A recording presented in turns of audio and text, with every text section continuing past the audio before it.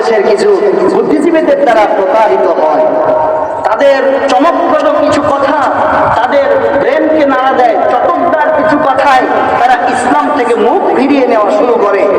এরা বাংলাদেশে আমি মনে করি ইহুদি এবং খ্রিস্টানদের অনেক এজেন্ট আছে।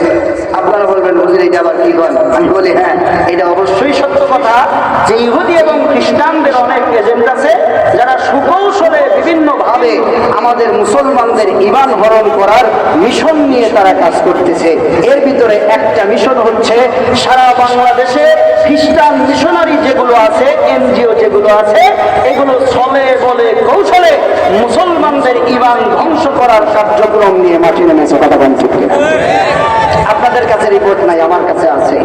রংপুরের 56টা পরিবার বাংলাদেশের জেলাগুলির উত্তরাঞ্চলের জেলাগুলির তুলনামূলক ভাবে বাংলাদেশের উত্তরাঞ্চলের জেলাগুলি অন্যান্য জেলার থেকে এই জেলার মানুষগুলি গরিব।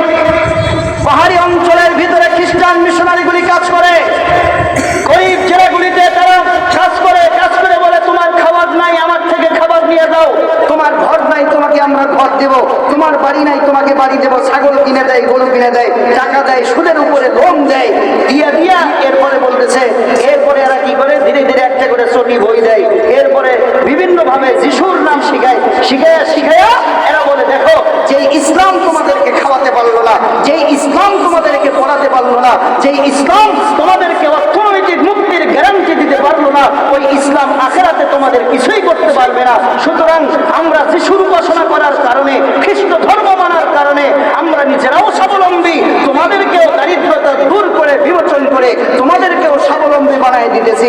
সুতরাং তোমরা এই ধর্মে আসো।